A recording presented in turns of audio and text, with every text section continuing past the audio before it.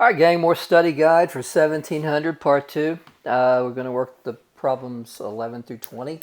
And just so happens we have another linear programming problem that isn't an application based. We're not dealing with, what was it, watches or rings? I forget the previous problem, but we're dealing with just a generic maximizing 6x plus 7y subject to certain constraints. So the very first thing that I would want to do here is handle my constraints and get those things in a manageable form, y equals kind of thing. So the first one that I'm going to do is I'm going to take care of the 2x plus 3y less than or equal to 12. So I'm going to move the 2x across and divide through by 3. And I'm going to end up with y less than or equal to negative 2/3 x plus 4.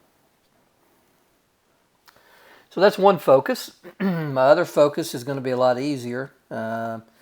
If I take 2x plus y less than or equal to 8, then this very quickly becomes that. All right. Now, where are the constraints? It's presented separately here, but there's a constraint that the quantities have to be greater than 0, so that keeps us only in quadrant 1, the upper right-hand quadrant.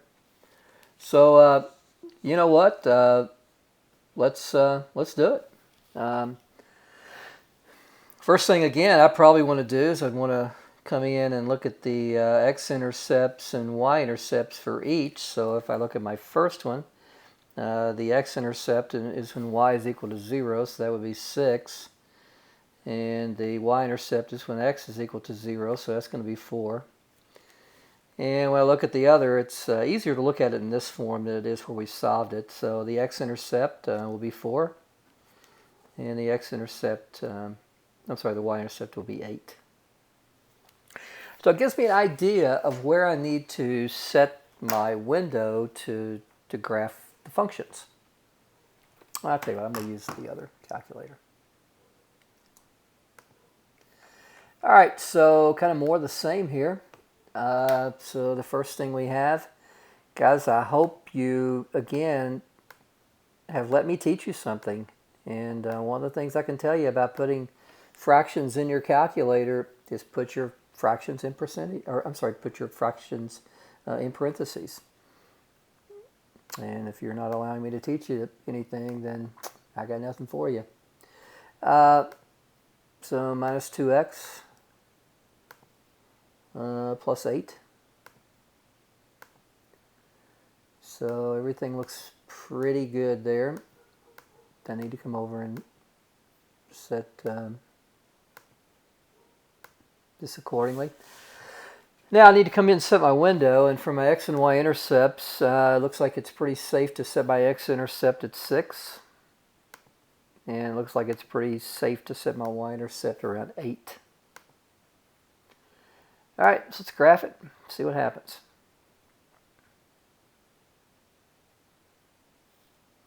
So it really doesn't tell us that we have to graph this. All we need to do is find our corner points. So from the graph, you can see that we have. Now I'll tell you what I want to do here. I want to do some stuff here. I want to move this over. I want to move this over, so I want to get the split screen going. So what I've got here is I've got my x's and y's, and then I've got my z's going on. And z, again, is 6x plus 7y. All right. Now, one order pair that I know I have is going to be this. I'm trying to use the y-intercept there. Well, that's going to be the least one. So in my two y-intercepts, my least one is going to be 4. So I know that that point at this, so it's going to kind of come in like like that, and my x is going to be also at 4. So I'm going to end up getting, something kind of like that. So my point right here, I know is 0, 4. And my point right there, I know is 4, 0. Now I'm going to use my calculator to find the intercept.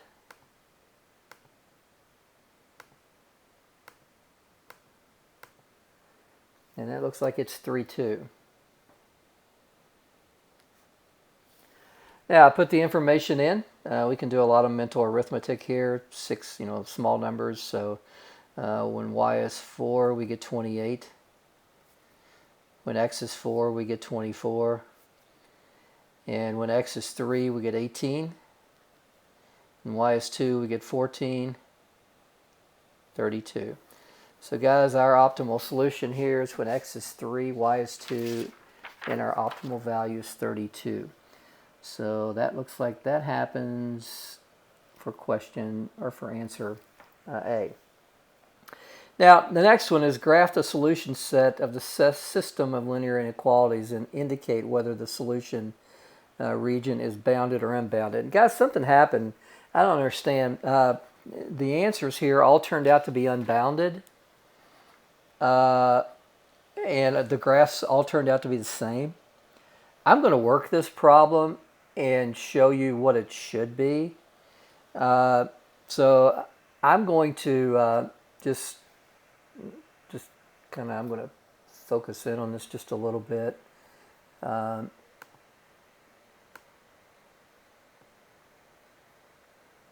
right, so let me,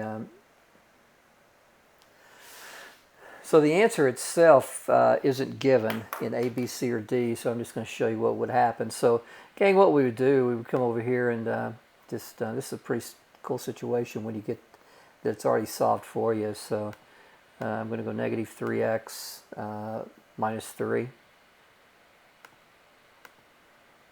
and delete the stuff I don't need. And then I'm going to have x plus 7 and delete the stuff I don't need. Now I notice that my first inequality is less than, but my other inequality is greater than. So I need to go through and just make this greater than. Now I've got to look at what my graph is, and I kind of can get an indication from the axis that they provide there, which goes from negative 10 to positive 10.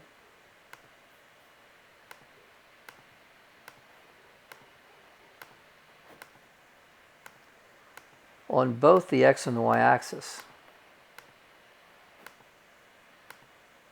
All right, ready to graph. Let's see what happens.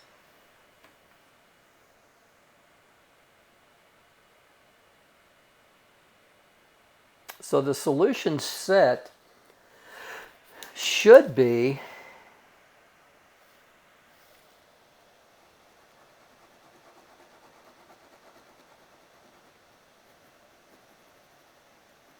this part right here, but it didn't show up in the answers, so we'll do the best we can. All right, number 13.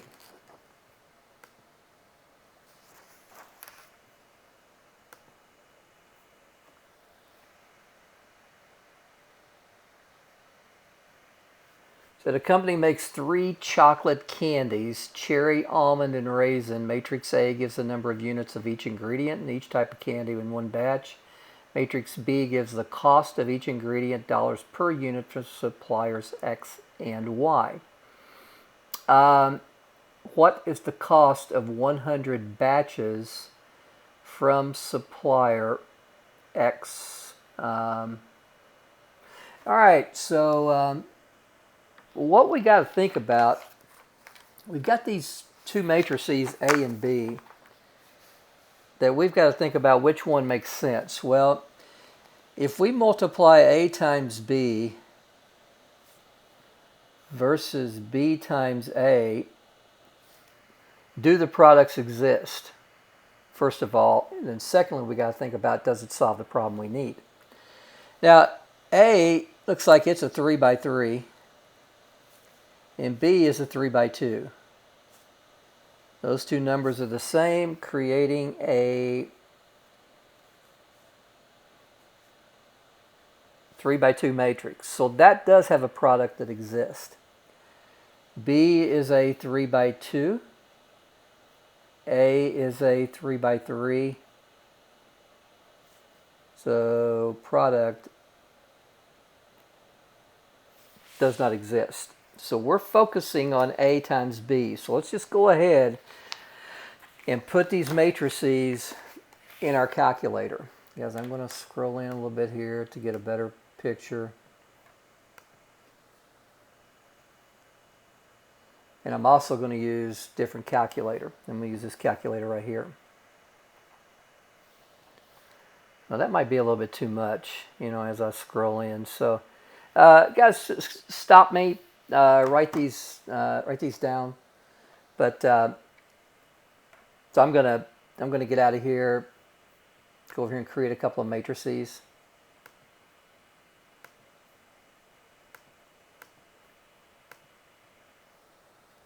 First matrix is a 3 by 3. So 4, 6, 1.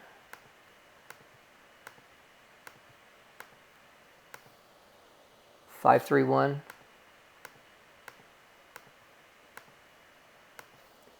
And 3, 3, 1. All right. Matrix, edit. Let's create matrix B. And it needs to be a 3 by 2. So 3, 2, 3, 4.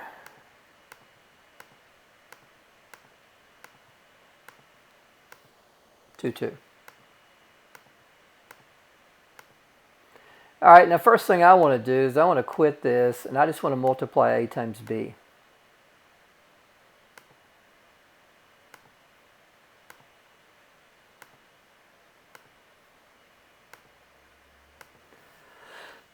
And I get numbers, 6 numbers, but I got to know which one of these numbers answers my problem.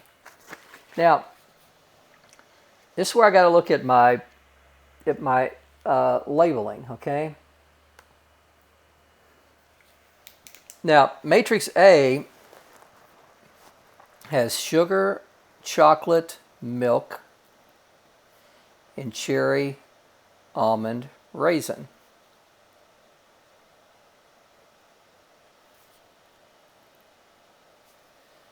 B has XY and sugar, chocolate, milk. Now, what's going to happen here is the columns and rows. Let me get out of this just a little bit. It's just kind of too insane right there. I'll back up a little bit. So we can see that our rows come from the cherry, almond, and raisins. And we can see that the X and Y. So the product matrix that we get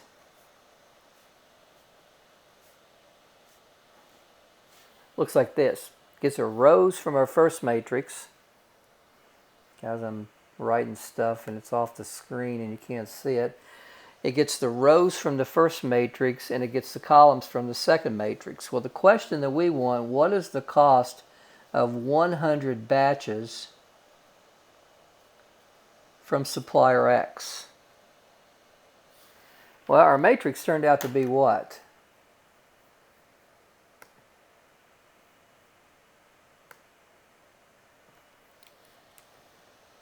$32, $26, $20, $34, $24, and $20. Now, what does this tell us? This tells us the the cost of each ingredient. Matrix B gives us the cost of each ingredient. Matrix A gives the number of each in one batch. So guys, what do y'all think? Looks like to me that we want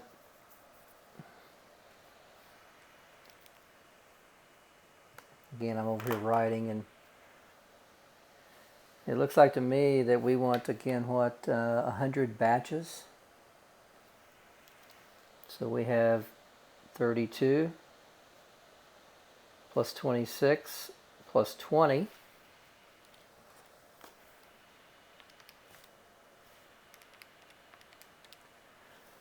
$78 per batch times 100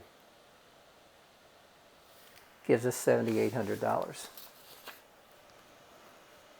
Guys, our answer would be B. All right, sun's coming in again. Shoot.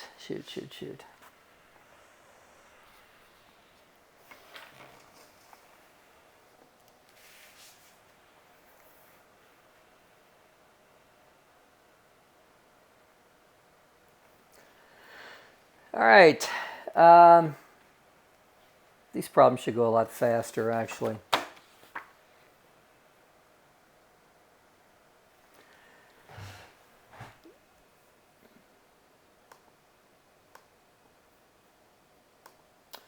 All right, Polson Associates bought a new computer system. To pay for the system, they borrowed $41,950 from the bank at 8.75% interest for 130 days. Find the simple interest.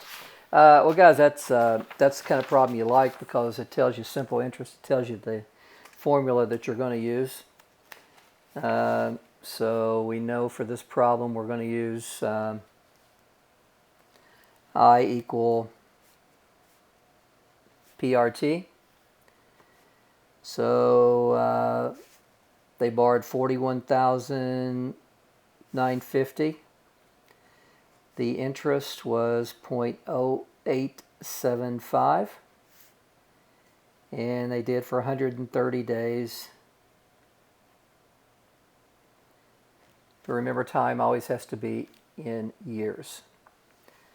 So if we can put that in our calculator without doing something silly.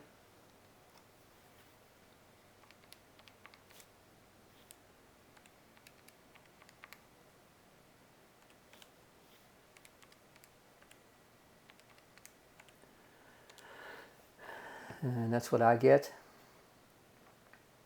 So 1325.50.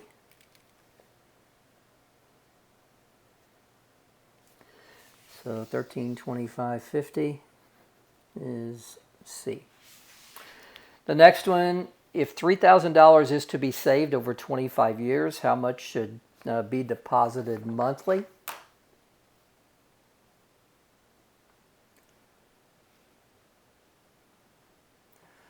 I'll tell you what, this sun is really throwing me for a...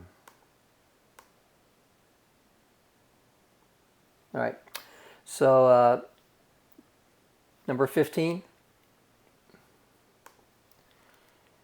3,000 is to be saved over 20, or I'm sorry, 300,000 is to be saved over 25 years. How much should be deposited monthly if interest earns 8%? Guys, this is a simple problem.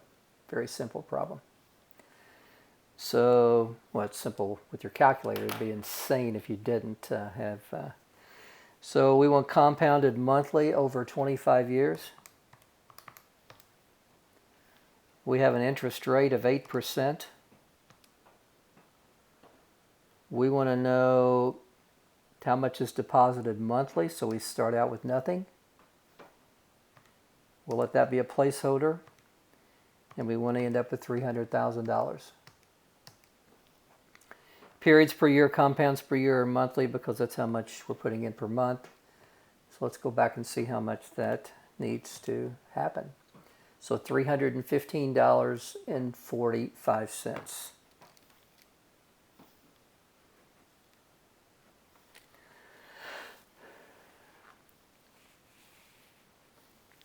All right, number 16. Kara knows that she will need to buy a new car in 3 years. The car will cost $15,000 by then. How much should she invest now at 12% compounded quarterly? So she will have enough to buy a new car. Guys, again, simple stuff. Compounded quarterly in 3 years. Compounded quarterly in 3 years. Interest rate, 12%. How much? That's what we're going to solve for. She's not going to put any payment in, and her new car is going to be $15,000. Compounded quarterly. How much should she invest now? $10,520.70.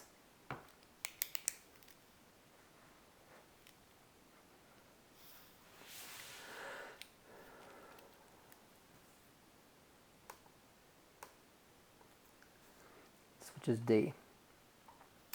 Number 17, if Jay bought a lot for $8,000, sold it 15 years later for $24,000, what was her percentage rate on return on this investment if it was compounded annually? Powerful problem here because this helps you assess the quality of your investments. What rate am I getting? You say, well, I've tripled my money, but yeah, what annual percentage rate are you getting? Beautiful thing about your calculator is it works these types of problems for you. So let's make it happen. So let's go up to the top. So we're compounding annually for 15 years. The interest rate, we don't know. That's what we're trying to find. Put that as a placeholder. We started out with 8,000. We didn't put anything into it. For reasons none of us will ever understand, we have to make one of those negative. Compounded annually means these need to be 1. Go back up to your interest rate. 7.599%, which would be C. Guys, your calculator is extremely powerful for things like this. So somebody tells you, I can get you 5% on your money, and you're thinking, well, why would I do that? I got 7.6% by investing in lots. So maybe not. All right, guys, 3 more problems, and we are out of here. Okay, number 18, the annual interest rate on a credit card is 21.99% if a payment of $100 is made each month. How long will it take to pay off an unpaid balance of $1,868.59? Well, again, your calculator is super cool in these types of problems. So, placeholder, interest rate of 21.99. We have a value of 1868.59. Payments are $100. We want to see when we pay off our card, periods monthly. Go back up to N. It'll tell us how many months because our PYCY is set up in months. So 23.08 months. So I assume that they would say B here. I got to admit, I don't like this. I don't like where it's 24 and 23. I don't like where it's that close. I have the answer key. What does it say on 18? 18 says D. So I actually told you that in a video not long ago that on situations like this you always round up. So because of that extra 0.08, it would take that additional month to... Guys, I wouldn't. I would give partial credit. I'd give full credit actually on that because that's just a matter of interpretation. All right, gang, two more. How long will it take for 8,400 to grow into 14,600 at an interest rate of 9.4 compounded continuously? Ooh. Now, this is a tough one, but you know what? Your calculator can do this. Let's look at it compounded continuously. This is not a fair problem, but I'm going to work it for you. Remember, A equal PERT is the continuously compounded. So we want a final value of 14,600. Guys, you're not going to have anything like this on your test, but I'm going to show you how you would work this. Your time, you have a rate of 0.094 times your time. I would divide each side by 8,400. So 14,600 divided by 8,400 gives you about 1.7381, we'll call it. Leaving on the right-hand side e to the 0.094t. Now, guys, what you'd have to do here is you have to take the natural log of both sides.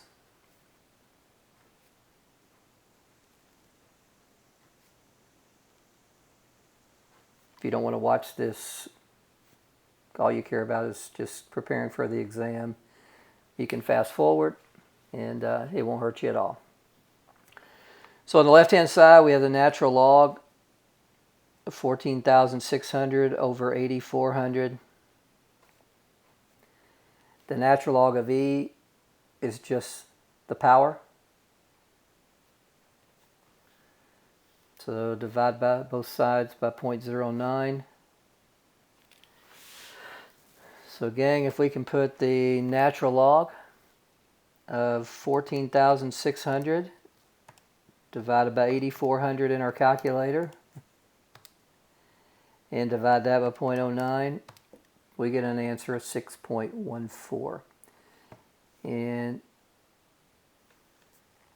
okay, it's not there. Why not?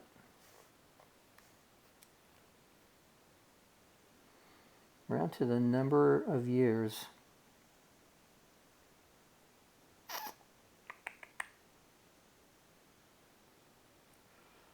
Huh. Well, guys, I don't know. 14,600, 8,400.094. Their key's wrong. That's all we can say. Their key is wrong. So probably the correct answer here is 5.88 years, but nah, that's just not right.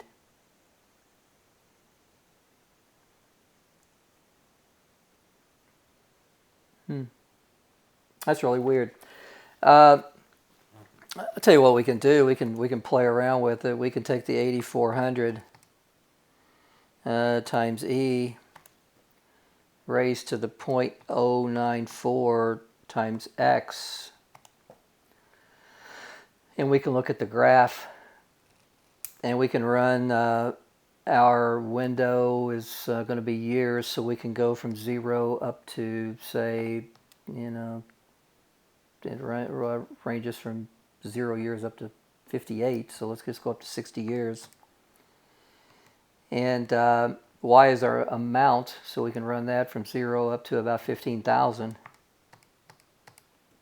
And Y scale is 1. So we can graph and we can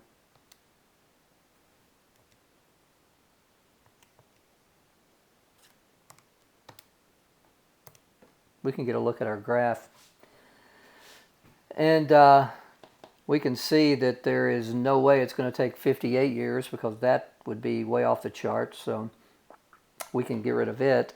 So let's go back and set our windows at 6, which will take care of the reasonable answers.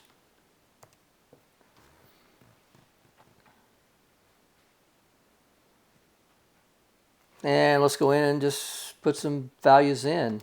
Is 0.59 the right answer? Well, that's only growing to $8,879. That's not it. Is 0.06 the answer?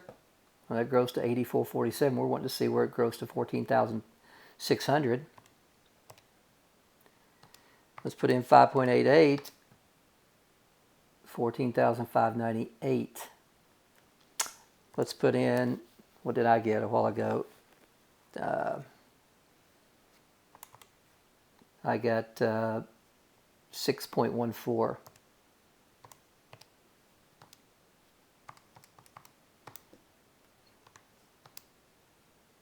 No, my window wasn't far enough.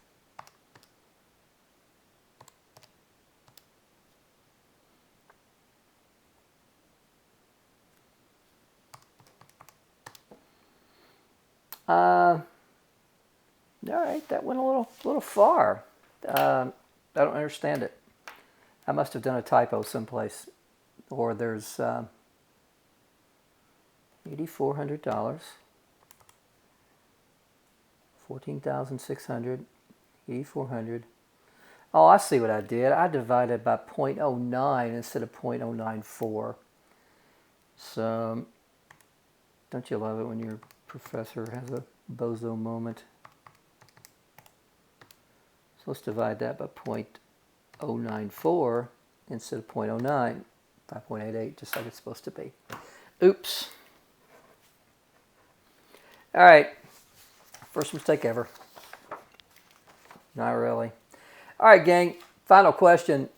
Graph the linear equation. Guys, what I would do here is I would find the x and y intercept. The x-intercept, cover up the y. So you get 2x equal 20. The y-intercept, cover up the x, you get -4. Which one of these graphs has a x-intercept of 10 and a y-intercept of -4? That one right there. That one doesn't, that one doesn't, and that one doesn't. Guys, good luck on your exam. These problems, along with the study guide that you have on my math lab, are going to be very representative of the kinds of things that you're going to encounter on your final exam. Guys, take care.